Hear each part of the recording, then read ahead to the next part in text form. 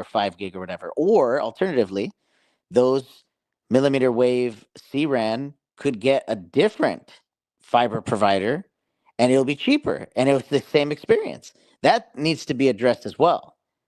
Well, Verizon, like to my knowledge, fiber anyways. yeah, it's in its own. Much of it is owned by Verizon. 50%, yes. It's over 50% now. I think it's like 53 or something like that. So I mean, yeah, but and a lot of the 47%. leases are probably under contract. So I mean, They can be broken if it's cheaper. If it's cheaper, right? The other company will be able to facilitate it. Look at what T-Mobile did. That's going to make it messy, Moose. I don't know about all that. I mean, if they have a good relationship with those providers and the cost to break the contract gets calculated into it, I mean, would they even really be in a better position? I don't know. Well, and if you're talking specifically about millimeter wave, the only cost-effective way to build millimeter wave is to run the fiber to the nodes yourself. Sure. Like, I mean, T-Mobile will pay a ridiculous amount of money to whoever can provide fiber to their small cells when they eventually have to do it, whether that be Crown Castle or, Crown's trying to get out of the business, dog. Right, but that's they don't even want to own fiber. The only cost-effective way to densify network is to do it yourself. So I think that point is kind of moot,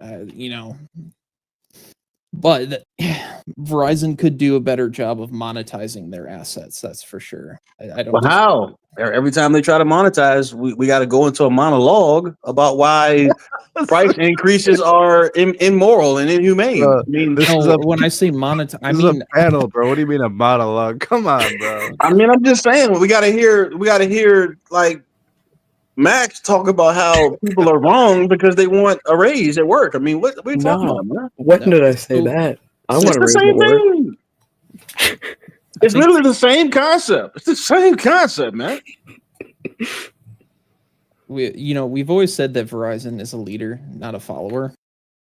But yet they don't do some of the same things that, like, for example, T-Mobile does. I think the T-Mobile backup internet plan that they offer is a fantastic product. I don't know why Verizon or even AT&T haven't delved into that space yet.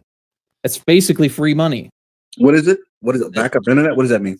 So if you don't have T-Mobile home internet, you have some other ISP like Comcast, Charter, whoever, they will sell you a backup internet option that you can use if your regular provider goes down at a reduced rate. And it has like some data cap or something stupid. Yeah, but I mentioned it earlier when we were talking about the New York thing. It's 130 gigs of data, and it's like $20 or $10 if you have a T-Mobile phone line.